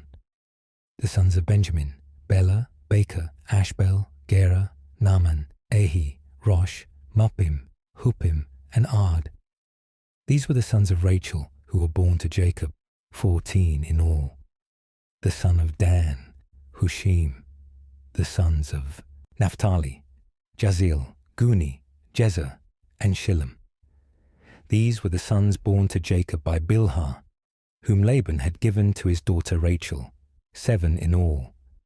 All those who went to Egypt with Jacob, those who were his direct descendants, not counting his sons' wives, numbered 66 persons. With the 2 sons who had been born to Joseph in Egypt, the members of Jacob's family who went to Egypt were 70 in all. Now Jacob sent Judah ahead of him to Joseph to get directions to Goshen. When they arrived in the region of Goshen, Joseph had his chariot made ready and went to Goshen to meet his father Israel. As soon as Joseph appeared before him, he threw his arms around his father and wept for a long time. Israel said to Joseph, "Now I am ready to die, since I have seen for myself that you are still alive." Then Joseph said to his brothers and to his father's household, "I will go up and speak to Pharaoh, and will say to him, 'My brothers and my father's household, who were living in the land of Canaan, have come to me. The men are shepherds, they tend livestock, and they have brought along their flocks and herds and everything they own.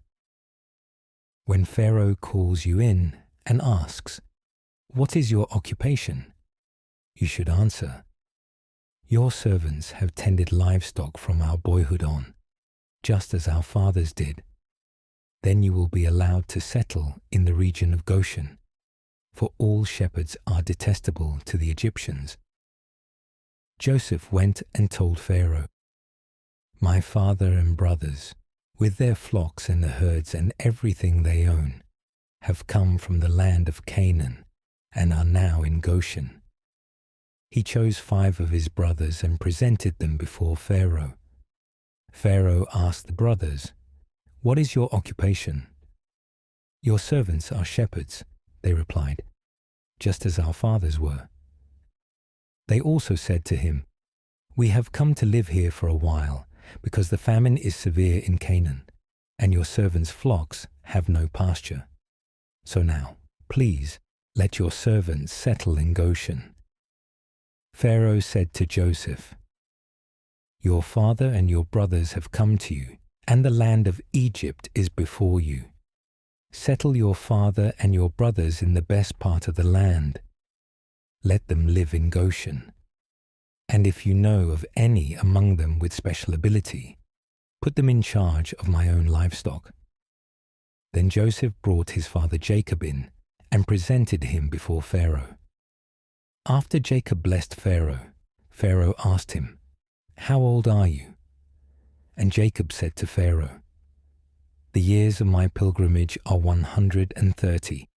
My years have been few and difficult, and they do not equal the years of the pilgrimage of my fathers." Then Jacob blessed Pharaoh and went out from his presence.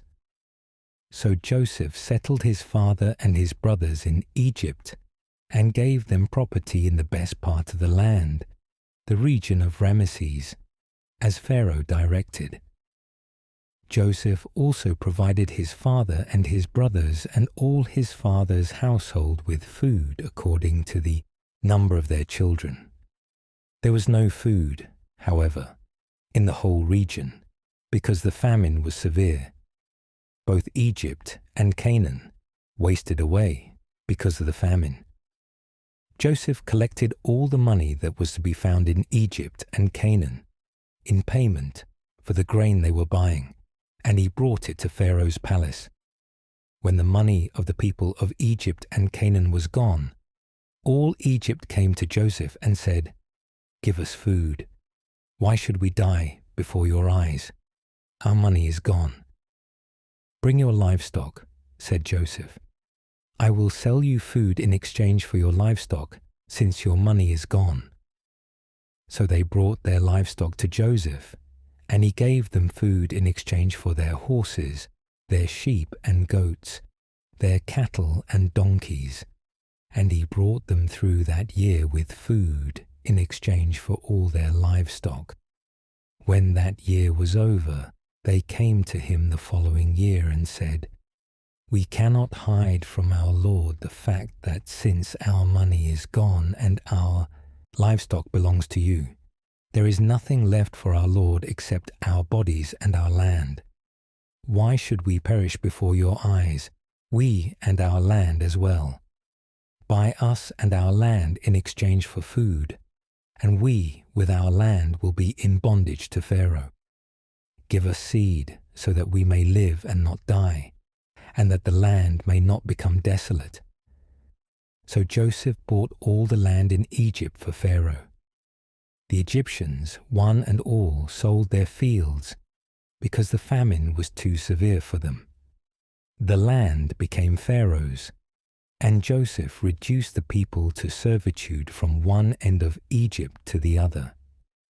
However, he did not buy the land of the priests, because they received a regular allotment from Pharaoh and had food enough from the allotment Pharaoh gave them. That is why they did not sell their land. Joseph said to the people, "Now that I have bought you and your land today for Pharaoh, here is seed for you so you can plant the ground. But when the crop comes in, give 1/5 of it to Pharaoh. The other 4/5 you may keep as seed for the fields and as food for yourselves and your households and your children." "You have saved our lives," they said. "May we find favor in the eyes of our Lord. We will be in bondage to Pharaoh." So Joseph established it as a law concerning land in Egypt, still in force today, that 1/5 of the produce belongs to Pharaoh. it was only the land of the priests that did not become Pharaoh's. Now the Israelites settled in Egypt in the region of Goshen. They acquired property there and were fruitful and increased greatly in number. Jacob lived in Egypt 17 years, and the years of his life were 147. When the time drew near for Israel to die, he called for his son Joseph and said to him, "If I have found favor in your eyes, put your hand under my thigh and promise that you will show me kindness and faithfulness. Do not bury me in Egypt, but when I rest with my fathers, carry me out of Egypt and bury me where they are buried." "I will do as you say," he said. "Swear to me," he said. Then Joseph swore to him, and Israel worshipped as he leaned on the top of his staff. Some time later, Joseph was told, "Your father is ill." So he took his 2 sons, Manasseh and Ephraim, along with him. When Jacob was told, "Your son Joseph has come to you," Israel rallied his strength and sat up on the bed. Jacob said to Joseph, "God Almighty appeared to me at Luz in the land of Canaan, and there he blessed me and said to me, 'I am going to make you fruitful and increase your numbers. I will make you a community of peoples, and I will give this land as an everlasting possession to your descendants after you.' Now then, your 2 sons born to you in Egypt before I came to you here will be reckoned as mine. Ephraim and Manasseh will be mine, just as Reuben and Simeon are mine. Any children born to you after them will be yours. In the territory they inherit, they will be reckoned under the names of their brothers. As I was returning from Padan, to my sorrow Rachel died in the land of Canaan, while we were still on the way, a little distance from Ephrath. So I buried her there beside the road to Ephrath, that is, Bethlehem." When Israel saw the sons of Joseph, he asked, "Who are these?" "They are the sons God has given me here," Joseph said to his father. Then Israel said, "Bring them to me, so I may bless them." Now Israel's eyes were failing because of old age, and he could hardly see. So Joseph brought his sons close to him, and his father kissed them and embraced them. Israel said to Joseph, "I never expected to see your face again, and now God has allowed me to see your children too." Then Joseph removed them from Israel's knees and bowed down with his face to the ground. And Joseph took both of them, Ephraim on his right toward Israel's left hand, and Manasseh on his left toward Israel's right hand, and brought them close to him. But Israel reached out his right hand and put it on Ephraim's head, though he was the younger, and crossing his arms, he put his left hand on Manasseh's head, even though Manasseh was the firstborn. Then he blessed Joseph and said, "May the God before whom my fathers Abraham and Isaac walked faithfully, the God who has been my shepherd all my life to this day, the angel who has delivered me from all harm, may he bless these boys. May they be called by my name and the names of my fathers Abraham and Isaac, and may they increase greatly on the earth." When Joseph saw his father placing his right hand on Ephraim's head, he was displeased. So he took hold of his father's hand to move it from Ephraim's head to Manasseh's head. Joseph said to him, "No, my father, this one is the firstborn. Put your right hand on his head." But his father refused and said, "I know, my son, I know. He too will become a people, and he too will become great. Nevertheless, his younger brother will be greater than he, and his descendants will become a group of nations."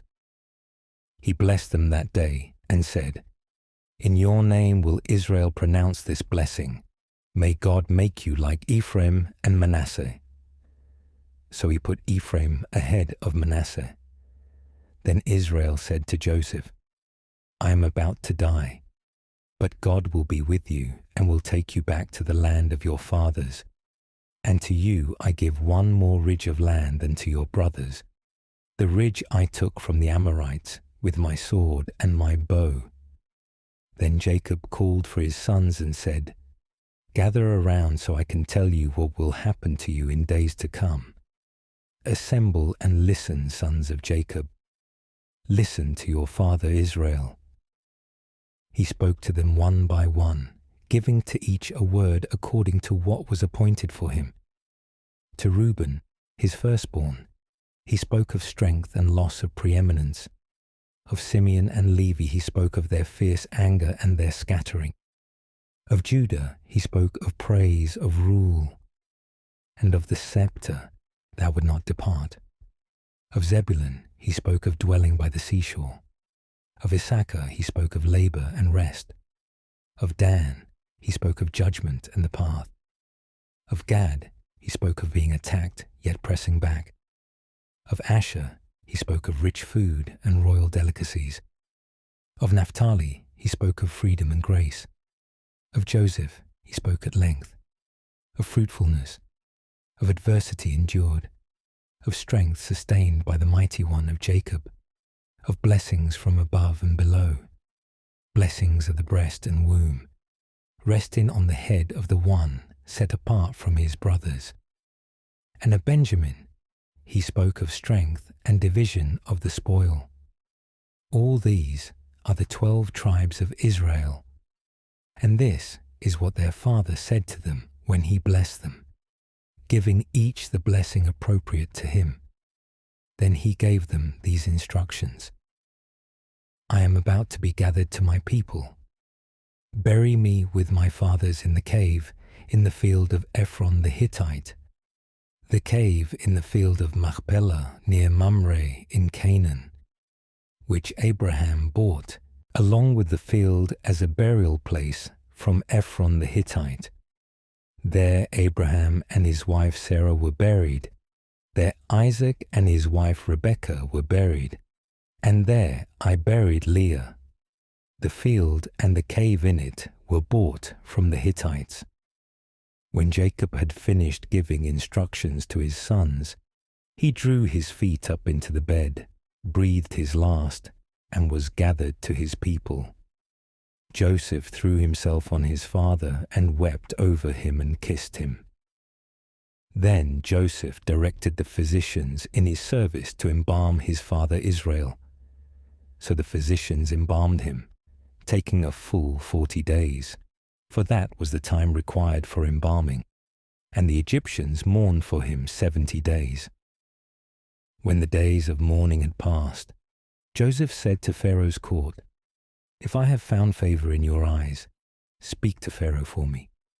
Tell him, my father made me swear an oath and said, I am about to die. Bury me in the tomb I dug for myself in the land of Canaan. Now let me go up and bury my father. Then I will return. Pharaoh said, Go up and bury your father, as he made you swear to do. So Joseph went up to bury his father. All Pharaoh's officials accompanied him, the dignitaries of his court, and all the dignitaries of Egypt, besides all the members of Joseph's household and his brothers and those belonging to his father's household. Only their children and their flocks and herds were left in Goshen. Chariots and horsemen also went up with him. It was a very large company. When they reached the threshing floor of Atad near the Jordan, they lamented loudly and bitterly. And there Joseph observed a 7-day period of mourning for his father. When the Canaanites who lived there saw the mourning at the threshing floor of Atad, they said, The Egyptians are holding a solemn ceremony of mourning. That is why that place near the Jordan is called Obel Mizraim. So Jacob's sons did as he had commanded them. They carried him to the land of Canaan and buried him in the cave in the field of Machpelah near Mamre, which Abraham had bought along with the field as a burial place from Ephron the Hittite. After burying his father, Joseph returned to Egypt, together with his brothers and all the others who had gone with him to bury his father. When Joseph's brothers saw that their father was dead, they said, "What if Joseph holds a grudge against us and pays us back for all the wrongs we did to him?" So they sent word to Joseph, saying, "Your father left these instructions before he died. This is what you are to say to Joseph. I ask you to forgive your brothers the sins and the wrongs they committed in treating you so badly. Now please forgive the sins of the servants of the God of your father." When their message came to him, Joseph wept. His brothers then came and threw themselves down before him. "We are your slaves," they said. But Joseph said to them, "Do not be afraid. Am I in the place of God? You intended to harm me, but God intended it for good, to accomplish what is now being done, the saving of many lives. So then, do not be afraid. I will provide for you and your children." And he reassured them and spoke kindly to them. Joseph stayed in Egypt, along with all his father's family. He lived 110 years and saw the third generation of Ephraim's children. Also the children of Machir son of Manasseh were placed at birth on Joseph's knees. Then Joseph said to his brothers, "I am about to die, but God will surely come to your aid and take you up out of this land to the land he promised on oath to Abraham, Isaac, and Jacob." And Joseph made the Israelites swear an oath and said, "God will surely come to your aid, and then you must carry my bones up from this place." So Joseph died at the age of 110, and after they embalmed him, he was placed in a coffin in Egypt, and Joseph was placed over the land of Egypt, second only to Pharaoh. He was clothed in garments of fine linen, and a chain of gold was set upon his neck. He rode in the chariot reserved for the one who stood next to the throne, and the people called out before him, bowing as he passed. Thus Pharaoh gave him authority over all Egypt. Joseph went out from Pharaoh's presence and travelled throughout the land. During the 7 years of abundance, the earth yielded plentifully. He gathered the surplus of grain from the fields and stored it within the cities, each storehouse holding the harvest of the surrounding countryside. The grain grew beyond measure like the sand of the sea, until counting it was no longer possible. Before the years of famine came, 2 sons were born to Joseph by Asenath, the daughter of Potipherah, priest of On. He named the first Manasseh, saying that God had made him forget all his trouble and all his father's household. The second he named Ephraim, saying that God had made him fruitful in the land of his suffering.